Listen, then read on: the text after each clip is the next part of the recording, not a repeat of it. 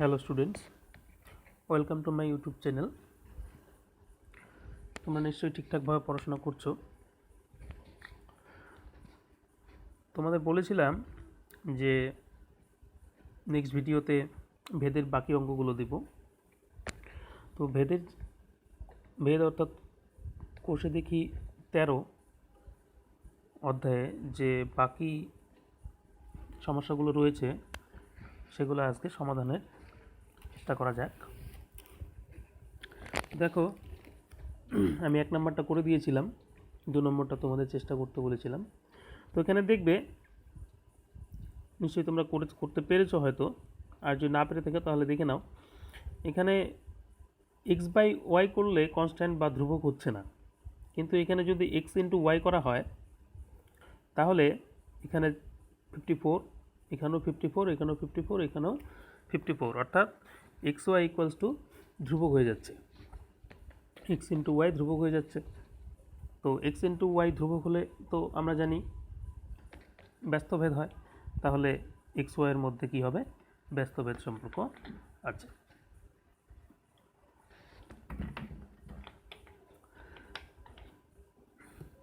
চলো আজকের অঙ্কগুলো শুরু করার আগে আরও একবার বলে দিই সরল ভেদ আর ব্যস্তভেদটি।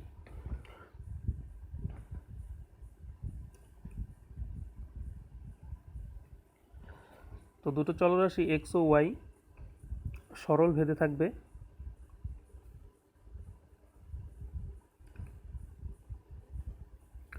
যদি x/y =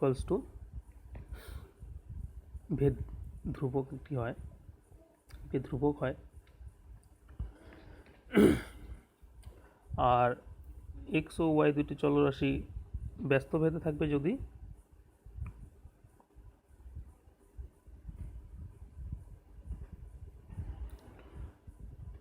xy = ধ্রুবক হয়। সরল ভেদকে আমরা এইভাবে লিখতে পারি, x সমানুপাতিক y, এবং ব্যস্ত ভেদকে আমরা লিখতে পারি x সমানুপাতিক 1/y।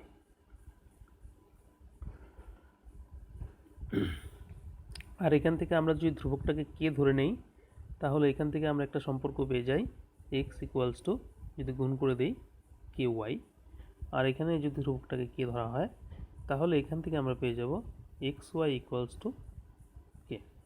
তাহলে ব্যস্ত ভেদের ক্ষেত্রে এই সম্পর্কটি পাওয়া যাচ্ছে এবং সরল ভেদের ক্ষেত্রে এই সম্পর্কটি পাওয়া যাচ্ছে। এই সম্পর্ক দুটো আমাদের পরবর্তী অঙ্কগুলো করতে কাজে লাগবে। তাহলে চলো এখন অঙ্কে যাওয়া যাক।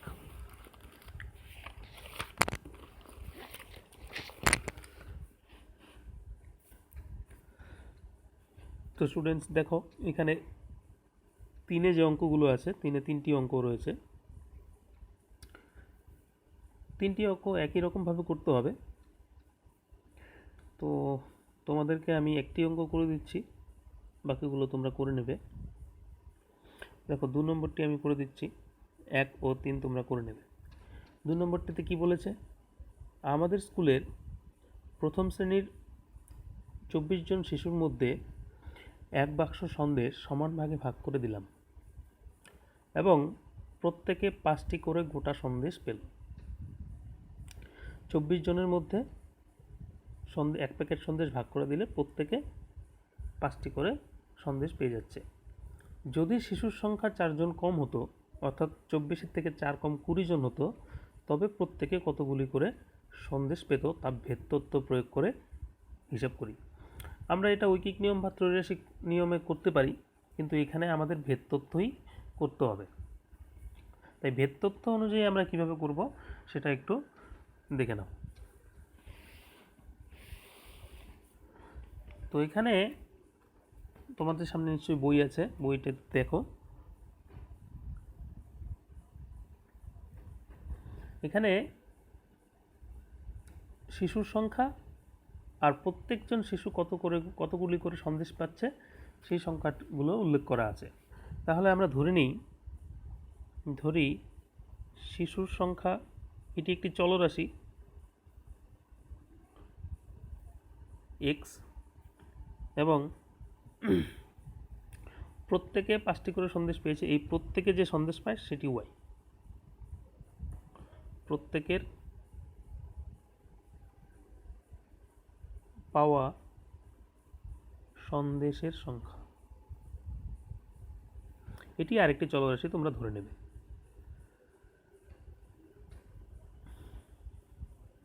আমরা ত্রৈরাশিক পদ্ধতিতে যদি করতাম, সমস্যাটা লিখতাম একদিকে শিশুর সংখ্যা, আরেকদিকে প্রত্যেকের পাওয়া সন্দেশের সংখ্যা। আমরা এখানে এভাবে লিখতাম ত্রৈরাশিক পদ্ধতিতে। তো সেটাই, একটা শিশুর সংখ্যা একদিকে, আরেকদিকে থাকতো প্রত্যেকের পাওয়া সন্দেশের সংখ্যা। ওই দুটোকেই আমরা দুটো চলরাশি হিসেবে ভেদ তত্ত্ব প্রয়োগ করে করতে গেলে আমাকে দুটো চলরাশি হিসেবে ধরে নিতে হবে। এবার এই এক্স ও ওয়াইয়ের মধ্যে সম্পর্কটি বার করতে হবে। দেখো, যখন শিশুর সংখ্যা হচ্ছে 24 জন, তখন প্রত্যেকে পাচ্ছে 5টি করে সন্দেশ। যখন আমি এখানে সাইড দিয়ে লিখি, যখন এক্স কত হচ্ছে 24, তখন ওয়াই হয়ে যাচ্ছে কত 5, মানে প্রত্যেকে 5টি করে সন্দেশ পাচ্ছে।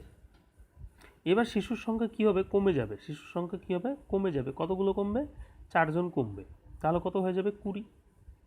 এবার 24 জন থাকলে প্রত্যেকে 5টি করে পায়। এবার শিশুর সংখ্যা কমে গেছে, তাহলে কি হবে? এরা কি হবে? প্রত্যেকে বেশি করে সন্দেশ পাবে। 24 জন থাকলে যদি 5টি করে সন্দেশ পায়, এখানে শিশুর সংখ্যা কমে গেল, তাহলে ভাগের পরিমাণটা কি হয়ে যাবে? বেড়ে যাবে। তাহলে এরা কি বেশি পরিমাণে সন্দেশ পাবে।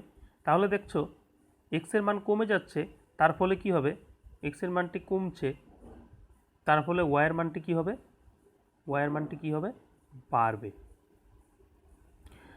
তাহলে আমি আগের দিন বলেছিলাম যে যদি একটি চলরাশির মান কমে এবং অপর একটি চলরাশির মান বাড়ে একই হারে, তাহলে কি হবে? চলরাশি দুটোর মধ্যে কি সম্পর্ক থাকে? ব্যস্ত সম্পর্ক থাকে। তাহলে এখানে এক্স ওয়াইয়ের মধ্যে কি সম্পর্ক হবে? ব্যস্ত সম্পর্ক হবে। তাহলে আমরা এখানে লিখব, যেহেতু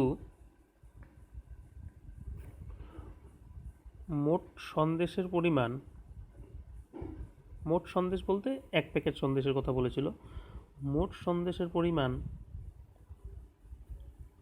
একই থাকলে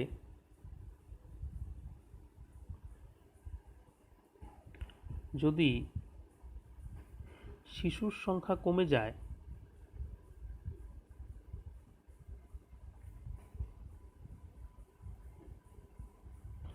তবে প্রত্যেকে বেশি সংখ্যক সন্দেশ পাবে।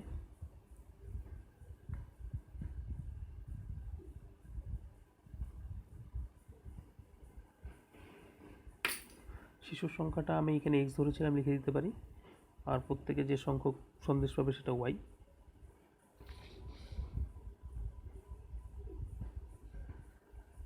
সুতরাং এক্স ও ওয়াই কীরকম সম্পর্ক? শিশুর সংখ্যা কমে গেল, তার ফলে সন্দেশের পরিমাণ, মানে প্রত্যেকের প্রাপ্ত সন্দেশের পরিমাণ বেড়ে যাচ্ছে। তাহলে এক্স কমার ফলে ওয়াই বাড়ছে, অর্থাৎ এক্স ওয়াইয়ের মধ্যে সম্পর্কটি কীরকম হবে? ব্যস্ত। তাহলে এক্স ও ওয়াই ব্যস্ত ভেদে রয়েছে।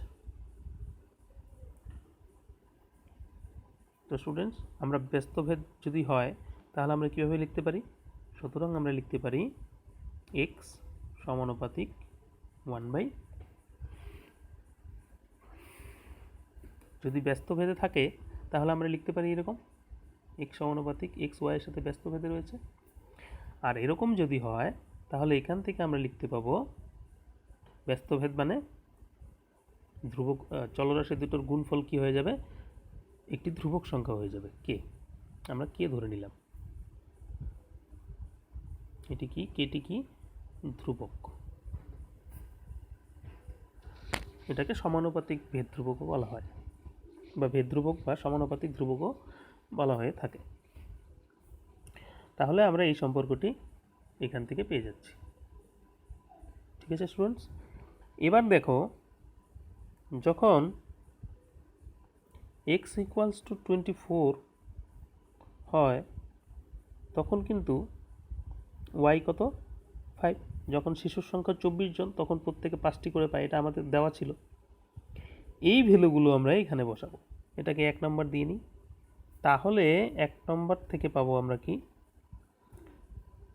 তাহলে 1 নং থেকে আমরা পেয়ে যাব কি, x এর ভ্যালু কত 24 ইন্টু y এর ভ্যালু হবে 5 ইকুয়ালস টু k, বা তাহলে হয়ে যাচ্ছে k ইকুয়ালস টু 0 120।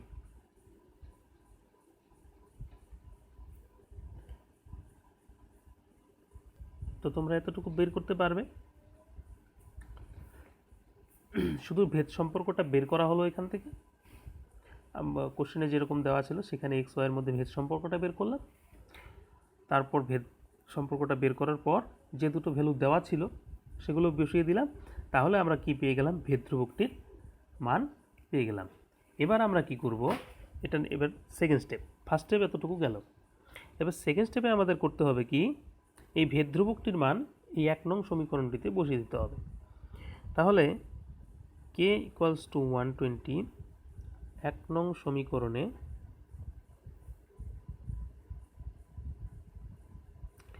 বসিয়ে পাই।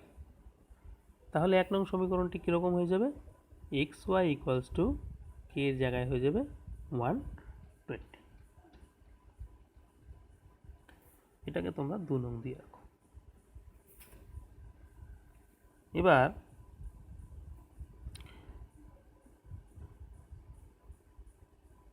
সুতরাং যদি x সমান সমান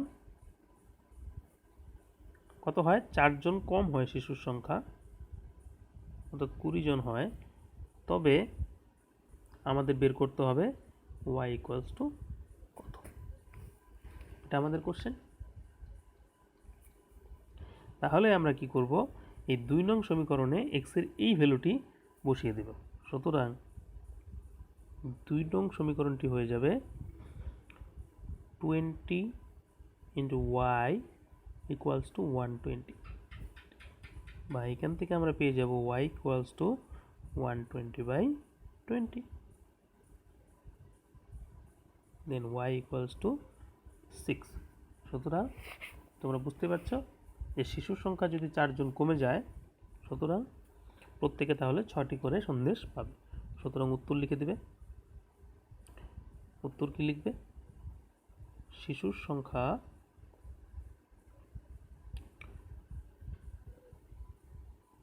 4 জন কমে গেলে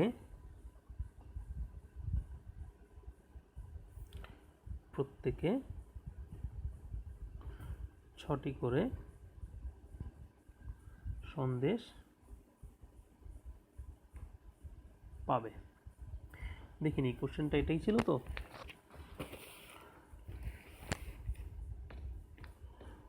বলেছে যদি শিশুর সংখ্যা 4 জন কম হতো তবে প্রত্যেকে কতগুলি গোটা সন্দেশ পেত তা ভাগ করে লিখি।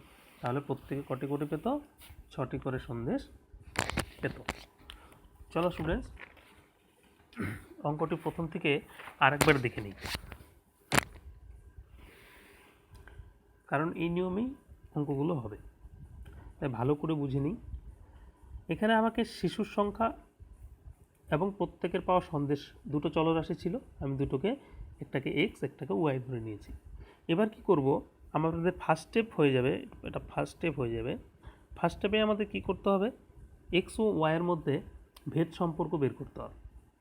তাহলে আমরা দেখব যে এক্সের কমা বা বাড়ার ফলে ওয়াইয়ের কীরকম পরিবর্তন হয়, বাড়ে না কমে। যদি এক্সের বাড়ার ফলে ওয়াই বাড়ে তাহলে কি হবে, তোমরা জানো, সরল ভেদ। যদি এক্সের কমার ফলে ওয়াই কমে তাহলেও কি হবে, সরল ভেদ। কিন্তু যদি এক্সের বাড়া বা কমার ফলে ওয়াইটা ঠিক উল্টো হয়, এটা বাড়ার ফলে এটা কমে যায় আর এটা কমার ফলে এটা বেড়ে যায়, তাহলে আমাদের কি করতে হবে, ব্যস্ত সম্পর্ক বলতে হবে। দেখো তোমরা কি করবে, ফার্স্ট স্টেপে আমাদের এটাই করতে হবে যে যেরকম কোশ্চেনে দেওয়া থাকবে, যদি বাড়ে তাহলে বাড়ার ফলে ওয়াই কী হবে, যদি কমে তাহলে এক্স কমার ফলে ওয়াই কী হবে, তোমরা সেটা পেয়ে যাবে। তো এখান থেকে আমরা কি পেয়ে যাব, এক্স ওয়াইয়ের মধ্যে সম্পর্ক পেয়ে যাব। যেরকম এখানে শিশুর সংখ্যা 4 জন কমে গিয়েছিল, তার ফলে সন্দেশের ভাগের পরিমাণটা বেড়ে যাবে, তাই এক্স কমার ফলে ওয়াই বাড়ছে, তাই আমরা এখানে এক্স ওয়াইয়ের মধ্যে কী সম্পর্ক পেয়েছিলাম? ব্যস্তভেদ সম্পর্ক। ব্যস্তভেদের গাণিতিক রূপটা এরকম, এটা আমরা লিখে নিলাম। এটাকে আমরা 1 নম্বর দিয়ে দেব। যদি সরল ভেদ হতো তাহলে আমরা এখান থেকে পেয়ে যেতাম x equals to k y, এরকম পেতাম। যদি সরল ভেদ হতো তাহলে এরকম পেতাম, তো ওটাকে আমরা 1 নম্বর দিতাম। ঠিক আছে। তারপর যে প্রথম কন্ডিশনটি দেওয়া ছিল, অর্থাৎ 24 জন শিশু হলে প্রত্যেকে 5টি করে সন্দেশ পায়, প্রত্যেক অঙ্কের ক্ষেত্রে এরকম একটা ফার্স্ট কন্ডিশন দেওয়া থাকবে। এটাকে ইনিশিয়াল কন্ডিশন বলা হয়। এই কন্ডিশনটি আমরা কি করব? 1 নং সমীকরণে পুট করে দেব। তাহলে এক্স এর ভ্যালু আর ওয়াই এর ভ্যালু যদি আমরা এখানে বসিয়ে দিই, তাহলে কে এর ভ্যালুটি বা ভেদ ধ্রুবকটির ভ্যালু আমরা এখান থেকে পেয়ে যাব। এটা গেল ফার্স্টে। এবার সেকেন্ড স্টেপটি কী হবে? সেকেন্ড স্টেপটি হবে এই কে এর ভ্যালু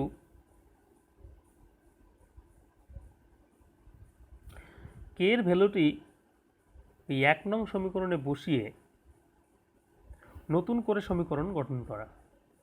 এটা হবে সেকেন্ড স্টেপ। কে এর যে ভ্যালুটা আমরা পাবো সেই ভ্যালুটি 1 নং সমীকরণে বসিয়ে দিয়ে নতুন করে সমীকরণ গঠন করে। এই সমীকরণটাই নতুন করে লিখব, যেখানে কে থাকবে না, কে এর ভ্যালুটা এর একটা মান থাকবে। তাহলে এটা হয়ে যাবে 2 নম্বর সমীকরণ। এটা হলো আমাদের সেকেন্ড স্টেপ। আর থার্ড স্টেপে কি করতে হবে? থার্ড স্টেপে গিয়ে আমাদের করতে হবে যে যেটা আমাকে কোশ্চেনে চেয়েছে। এখানে কোশ্চেনে কি চেয়েছিল? যে যদি 4 জন কমে যায় অর্থাৎ 20 জন হয়, তাহলে ওয়াই কত হবে? তাহলে এক্সের বা ওয়াইয়ের যার ভ্যালুই দেওয়া থাক না কেন, সেই ভ্যালুটি এখানে দুটো ভেরিয়েবলের মধ্যে বা দুটো চলরাশির মধ্যে একটির ভ্যালু দেওয়া থাকবে, আরেকটির ভ্যালু বের করতে বলবে। প্রত্যেক অঙ্কেই এরকম হবে, যে কোনো একটা চলরাশির মান দেওয়া থাকবে, আরেকটির মান বের করতে বলবে। তাহলে যার মান দেওয়া থাকবে সেটাই আমরা 2 নং সমীকরণে বসিয়ে দিয়ে অন্যটির মান বের করে নেব। তাহলে এই হলো ভেদ তত্ত্ব প্রয়োগ করে সমাধান করার নিয়ম। 3টি স্টেপে প্রত্যেকটা অঙ্কই হয়ে যাবে। তাহলে চলো, আমি 3-এর আর কোনো কোশ্চেন দেখাচ্ছি না, 1 আর 3 বাকি থাকলো, এ দুটো করে নেবে তোমরা বাড়িতে। 4-এর আমি একটি দেখিয়ে দিচ্ছি, 4-এর বাকিগুলোও একই রকম। তো দেখা যাক 4-এর কোনটা করা যায়। 4-এর 1 নম্বরটা খুবই সোজা, আমি 4-এর 2 নম্বরটা করিয়ে দিচ্ছি, তোমরা 1 আর 3 করে নেবে। কোশ্চেনটা তোমরা বইতে দেখে নাও। কোশ্চেনে বলেছে যে এক্স ওয়াই এর সাথে সরল ভেদে রয়েছে এবং এক্স জেডের সাথে ব্যস্ত ভেদে রয়েছে। ব্যস্ত ভেদ আমরা এইভাবে লিখি। তারপর বলেছে y equals to 4, z equals to 5 হলে এক্স 3 হয়, আবার ওয়াই 16, জেড 30 হলে এক্সের ভ্যালু কত? তো এখানে দেখো একটি চলরাশি দুটো আলাদা আলাদা চলরাশির সাথে ভেদে রয়েছে, তাহলে আমরা এখানে কি ইউজ করব? যৌগিক ভেদের উপপাদ্য। আমাদের ফার্স্ট স্টেপ হবে সেই সমীকরণটি গঠন করা যেখানে কে থাকবে। তাহলে যৌগিক ভেদের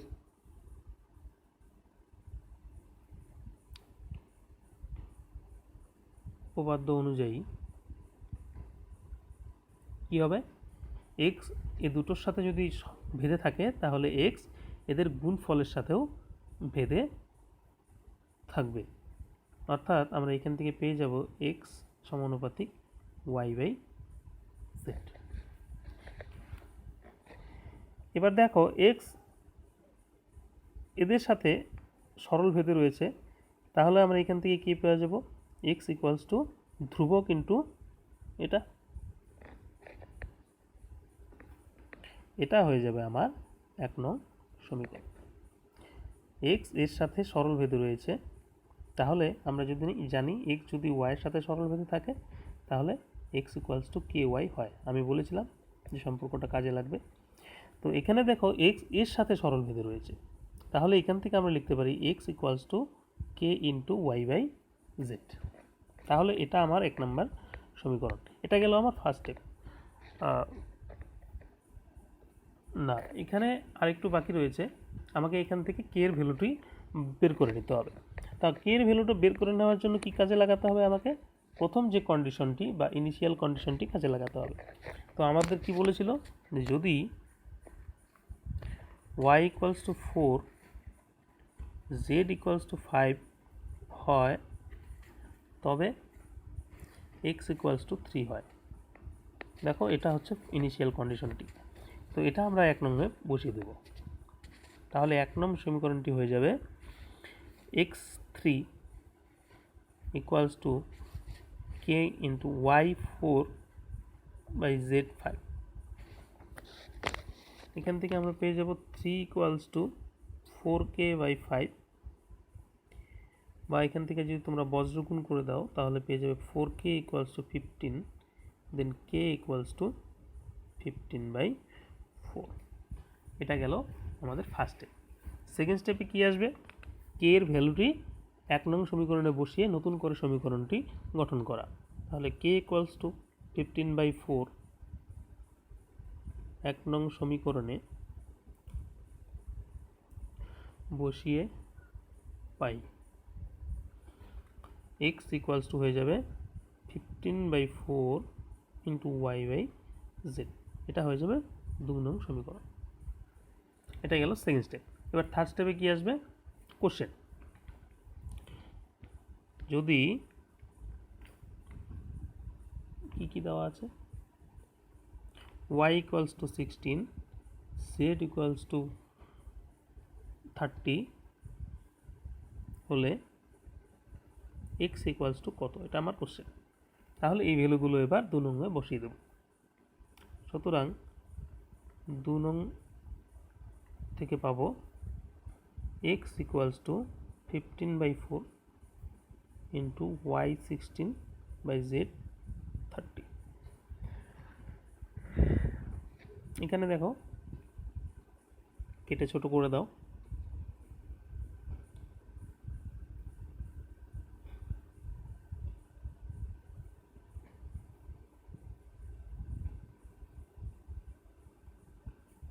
x ইকুয়ালস টু হয়ে যাবে 2।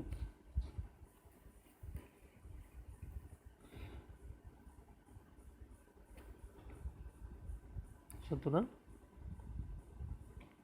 নির্ণেয় x ইকুয়ালস টু 2, এটা হয়ে যাবে আমাদের উত্তর।